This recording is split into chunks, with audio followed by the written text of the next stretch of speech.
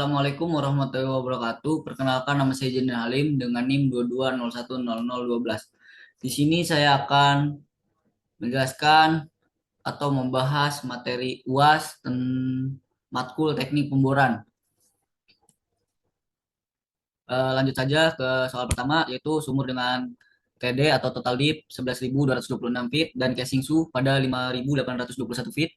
LOT atau Lake of Test dilakukan dengan lumpur 9,6 ppg dan diperoleh tekanan 1.250 psi. Saat ini berat lumpur 10,1 ppg. Berapa estimate integrity fluid density? Lanjut aja jawab dengan rumus estimated integrity fluid density sama dengan LOT pressure per depth atau kedalaman kali 0,052 tambah net weight. Untuk pertama, hitung gradien tekanan akibat lack of test terlebih dahulu, yaitu 1250 PSI per 5821 lack of test gradient sama dengan 0,2147 PSI per feet. Yang kedua itu konversi ke densitas equivalent, yaitu lack of test density 0,2147 hasil tadi dikali 0,052 hasilnya 11,16 ppg. Ketiga yaitu ditambahkan lumpur aktual, yaitu estimate integrity fluid density sama dengan 11,16 tambah berat lumpur 10,1 ppg, hasilnya 21,26. Dan hasil akhir yaitu untuk estimated integrity fluid density adalah 21,26 ppg. Lanjut ke soal 2 yaitu well kick, pembahasan well kick. Di sana ada beberapa soal. Lanjut aja ke soal A yaitu influx yaitu masuknya fluida formasi ke dalam lubang sumur dengan berbagai potensi untuk mengurangi tekanan hidrostatis di bawah tekanan formasi. Pressure hidrostatik lebih kecil dari pressure formasi. Terlepas dari dampaknya terhadap tekanan, impact menandakan bahwa formasi tekanan yang terbuka atau berpori dan permeable telah melampaui tekanan lubang sumur yang mencakup pada suatu titik. Kegagalan untuk mengenali aliran masuk, terutama yang melibatkan gas, dapat menyebabkan penurunan lebih lanjut dalam tekanan hidrostatis yang pada akhirnya berisiko menyebabkan hilangnya kendali sumur. Lanjut, yaitu sebab-sebab terjadinya kick. Yang pertama ada tidak cukupnya densitas lumpur. Ini tidak cukup densitas lumpurnya pada saat pemboran berlangsung. Terus ada swebbing atau proses untuk membuang cairan dari zona produksi dari sumur gas atau minyak. Ada juga yang ketiga ini kurangnya tinggi lumpur. Terus yang keempat tekanan abnormal dan yang kelima loss circulation atau hilangnya sirkulasi.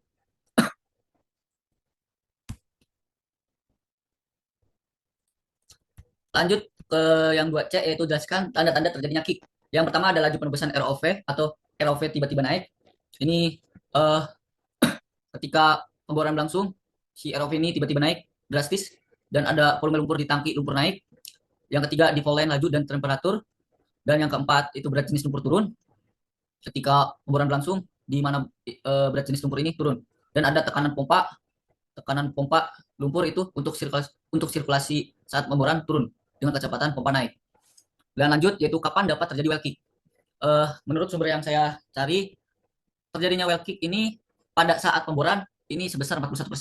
Pada tripping atau cabut rangkaian drill string itu sebesar 44% dan saat circulation itu 9%.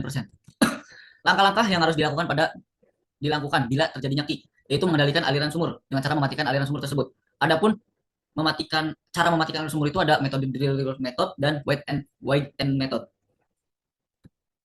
Yang selanjutnya yaitu jelaskan prosedur menutup sumur kick pada saat drilling berlangsung. Itu stop putaran meja, rotary table, terus angkat kelly sampai tool joint keluar dari meja putar. Matikan pompa, terus buka choke line, tutup annular preventer, terus baca tekanan drill pipe, shoot in drill pipe, dan tekanan anulus SICP dan feed gain. Lanjut, jelaskan prosedur menutup sumur kick pada saat tripping out. Ini yaitu dudukan top tool joint pada slip, pasang safety valve oven pada drill pipe, sambungkan kelly, dan buka safety valve dan baca shoot in pressure dan feed gain. Dan ini gambaran tripping, menurunkan sambungkan rangkaian drill string. Dan ada selanjutnya itu jelaskan prosedur mematikan sumur menggunakan driller method. Itu dengan cara tutup sumur, terus catat SIDP, SICP, dan feed gain. Pompakan lumpur lama ke dalam lubang bor untuk mengeluarkan kick. Sirkulasi sampai seluruh kick keluar dari lubang bor. Disirkulasi terus sampai seluruh kick ini yang keluar dari lubang bor. Terus stop pompa, tutup sumur, siapkan lumpur berat, dan hitung waktu untuk mengisi pipa bor. Survive to beat travel time. Terus pompakan lumpur berat untuk mengganti lumpur lama ke dalam lubang bor. Lanjut yaitu jelaskan prosedur mematikan sumur menggunakan white and white method. Yang pertama yaitu tutup sumur, catat SIDP, SICP, dan feed gain. Terus hitung berat lumpur baru, tekanan sirkulasi awal PSI atau ICP, tekanan sirkulasi akhir PSA atau PCF, dan siapkan lumpur berat. Dan pompakan lumpur berat untuk melakukan kick dari dalam lubang bor. Dan white and white method ini untuk satu sirkulasi. Dan selanjutnya itu jelaskan prosedur kill the well. Itu menjaga tekanan di DP konstan, mematikan pompa, menutup adjustable tube, memasang pump line dan melakukan pressure test, menghapus back pressure valve, terus mengisi sumur ke dalam fluida killing, memasang kembali back pressure valve dan melakukan tes BOP, mencatat parameter penting seperti tekanan dan volume selama proses. Ya, selanjutnya itu soal ketiga, slow farm rate test adalah saat mematikan kick dipakai kecepatan pompa rendah, biasanya 1/2 atau 1/3 sampai 1/4 dari kecepatan normal. Untuk mengetahui pressure loss, diadakan uji coba dengan kecepatan pompa rendah. Hasilnya biasa disebut sebagai kill rate pressure SCRV. Kapan dilakukannya slow farm rate test ini? Dilakukannya slow farm rate test ini saat persiapan untuk control kick, selama pengboran, pada pahat, bottom, dan bottom hole assembly. Yang B, kapan slow farm rate test dipakai? Dipakainya slow farm rate ini ketika mematikan well kick dengan driller method, mematikan well kick dengan wet and white method, dan ketika untuk menghitung pressure pompa rendah saat mengganti fluida. Soal selanjutnya, soal nomor 4 yaitu directional drilling. Alasan-alasan yang mendasari dilakukannya pemboran berarah ini atau directional drilling ini ada beberapa alasan. Untuk alasan topografinya itu formasi yang terbilang produktif ini ada di bawah sungai dan ada di bawah pusat keramaian seperti di kota atau di perumahan-perumahan. Itu untuk alasan di topografi. Dan adapun untuk alasan geologisnya itu yaitu adanya kubah garam atau salt dome dan adanya patahan-patahan. Ataupun alasan lainnya itu ada untuk menghindari garis batas di permukaan, untuk menyimpang dari garis lurus, dan untuk mengatasi blowout, dan juga untuk mengefisiensi dana atau agar tidak terlalu high cost. Selanjutnya itu ada tipe-tipe directional drilling. Yang adapun tipe-tipenya itu continuous bull, yaitu pada pemboran tipe ini pembentukan sudut setelah di titik belok atau kick off point terus dilakukan hingga mencapai sasaran. Terus selanjutnya ada tipe membangun dan mempertahankan sudut atau build and hold tipe. Ini pada pemboran tipe ini setelah titik belok dilakukan pemboran dengan dua bentuk lintasan, yaitu lintasan sudut yang kita inginkan, build up section, dan lintasan kedua pemboran dilakukan dengan mempertahankan besar sudut yang telah dicapai sampai ke sasaran, hole section. Dan selanjutnya ada tipe S, will hold and drop atau S tipe. Pada pemboran tipe ini, setelah titik belok, lintasan sumur sama dengan tipe membangun dan mempertahankan sudut. Tetapi pada jarak tertentu dari bagian yang lurus atau hole section dan lintasan sumur dikembalikan ke arah vertikal. Ini untuk tipe S, berbentuk seperti S, dan ini tipe horizontal. Pemilihan tipe pemboran berarah ini tuh berdasarkan pada lokasi koordinat di permukaan. Adapun untuk jarak antara permukaan dengan sasaran, letak titik belok, jumlah dan letak sasaran yang akan dicapai, serta kemudahan pelaksanaan. Adapun selanjutnya itu proses kemiringan dan problem. Yang pertama itu ada tiju failure pada drill pipe, yang kedua case heating, yang ketiga berkurangnya umur drill pipe karena tension pada true joint. Ini untuk problem-problemnya. Dan selanjutnya itu ada metode yang digunakan. Metode yang pertama itu metode Stockenbury. Ini mula-mula alat pembelok di permukaan dihadapkan ke arah sasaran yang dikehendaki. Misalnya B sama B. Pada pipa bor diikatkan suatu tanda diarahkan ke suatu titik. Misalnya diarahkan ke kaki derrick ke titik C atau titik C dan memasang pipa bor. Kemudian di dekat puncak pipa bor ini dipasang tanda yang kedua dan diluruskan dengan yang pertama dengan bantuan teleskop. Tanda yang pertama diturunkan untuk kemudian dipasang lagi pada pipa bor berikutnya dan diluruskan kembali seperti tadi dengan teleskop. Mempertahankan sudut antara B sama B dan C sama C agar besarnya tetap. Demikian seterusnya sampai seluruh rangkaian pipa berada di dasar lubang bor. Pipa bor. Adapun kelemahan dari metode ini yaitu memakan waktu yang panjang dan juga sering menimbulkan kesalahan sehingga cara ini jarang digunakan. Yang selanjutnya itu metode orientasi. Metode ini banyak digunakan pada operasi pemboran berarah. Prinsipnya adalah misalkan muka alat pembelok mempunyai arah 90 derajat ke arah kanan dari kutub magnet utara yang telah ditentukan pada kompas shadow graph. Menurunkan alat pembelok ini ke dasar lubang dan sebuah kamera akan memotret bersama-sama kompas bebas, free kompas, dan kompas shadow graph. Misalnya gambar yang dapat didapatkan ternyata S45E. Ini berarti arah muka alat pembelok adalah S45E ditambah putaran 90 derajat ke arah kanan, jadi S45W. Jadi dengan mengetahui arah muka alat pembelok dalam lubang bor akan mudah mengubah ke arah yang dikehendaki. Pengarahan muka alat pembelok dilakukan dengan cara memutar pipa melalui meja putar rotatable beberapa derajat sesuai dengan arah yang diinginkan.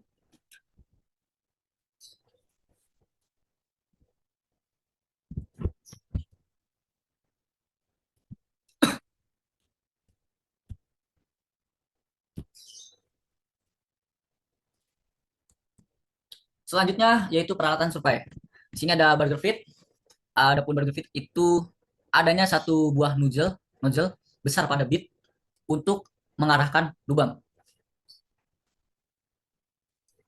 Burger feed biasanya digunakan pada formasi yang lunak, di mana laju pemborannya 40 feet per jam atau lebih. Bit ini menggunakan jet biasa dengan 2 atau 3 lumpur pada paha tersebut dengan salah satu jetnya berukuran lebih besar dari jet lainnya.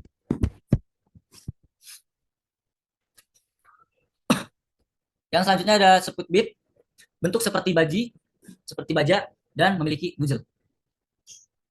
Speed bit merupakan bit tanpa roller coaster. Bentuknya seperti bit scope.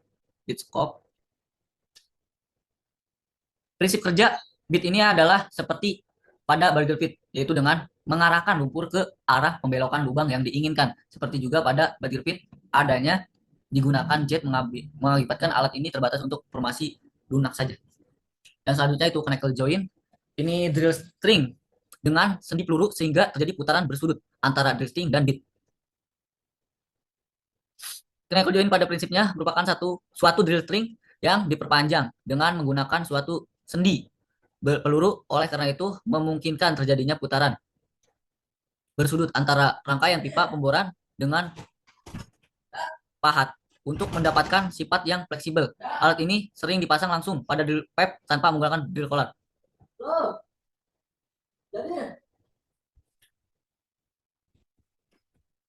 Selanjutnya yaitu ada whipstock, yaitu kelengkungan bisa dari 1 hingga 7 derajat. Dan selanjutnya itu ada turbo drill, yaitu downhole motor untuk memutar bit. Ini untuk memutar bit. Dan ada Dynadrill. Maaf salah penamaan. Itu sama seperti turbo drill. Merupakan downhole motor. Seperti juga turbo drill. Dynadrill akan memutar bit tanpa harus memutar drill string. Adapun equipment atau peralatan supply lainnya ada downhole motor, ada stabilizer, ada non magnetic drill collar, dan ada bend sub yang tidak ada di gambar. Lanjut ke faktor yang dibagi. Faktor-faktornya itu dibagi menjadi 2. Ada faktor formasi dan faktor mekanisme.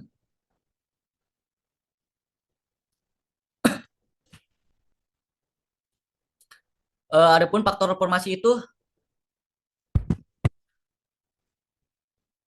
ada miniatur whipstock teori untuk formasi keras, ada formation drillability teori untuk formasi keras lunak berselang-seling, dan ada formasi dengan perlapisan kurang dari 45 derajat. Dan yang kedua itu faktor mekanis, drill collar yang tidak kekar, beban bit yang berlebihan, dan perubahan bottom hole assembly BHA. RSS atau rotary seat label. RSI dapat dijalankan bersamaan dengan alat MWD atau LWD yang kurang lebih lengkap. RSS digunakan untuk mengarahkan mata bor, MWD memberikan data posisi dan orientasi alat, LWD memberikan data geologi untuk memastikan mata bor tetap di zona reservoir yang diinginkan. Adapun keuntungan utama sistem rotary seat label ini untuk pemboran berarah, bahan lebih halus, presisi lebih tinggi, dan kecepatan pengeboran lebih tinggi. Cara kerja masing-masing RS ini yaitu ada ADN, ada memancarkan neutron ke formasi menggunakan sumber radioaktif atau generator neutron. Ada CDR menghasilkan arus listrik frekuensi rendah yang dikirimkan ke formasi. Seperti alat pendukung untuk RS memastikan bahwa arah pengeboran tidak menyimpang secara ekstrim dari lintasan yang direncanakan. Dan selanjutnya ada MWD, sensor yang terletak di dekat bit, mengukur gaya yang diterapkan ke mata bor. Dan ada stabilizer. Stabilizer ini seperti gravilizer, tetapi alat ini untuk menjaga posisi pipa bor agar tetap terpusat di lubang sumur. Ini untuk gambarnya, ADN, CDR, stabilizer, MWD, stabilizer. Dan ini harus. Lanjut untuk soal yang selanjutnya itu well completion.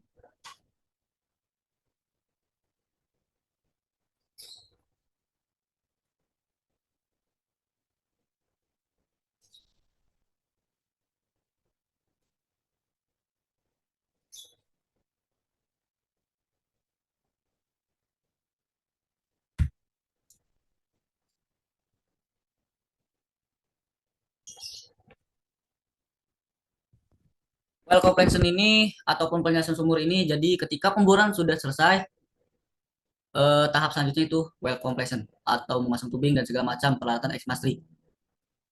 Jadi well completion ini untuk sumur-sumur yang sudah dapat berproduksi. Jadi untuk gambar ini yaitu adalah bentuk penampang sumur dengan wellhead and exmestry, kemudian tubing, ada packer yang ini yang hitam-hitam. Ini packer ini fungsinya sebagai penyekat agar fluida tidak masuk ke dalam annulus casing dan tubing. Jadi dia masuk ke tubing, tubing kemudian naik ke atas.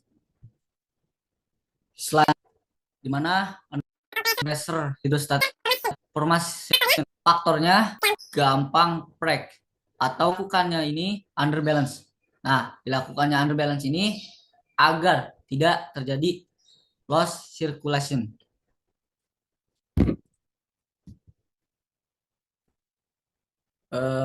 Paling segitu saja untuk pembahasan UAS teknik pemboran 2. Kurang lebihnya saya mohon maaf. Wassalamualaikum warahmatullahi wabarakatuh.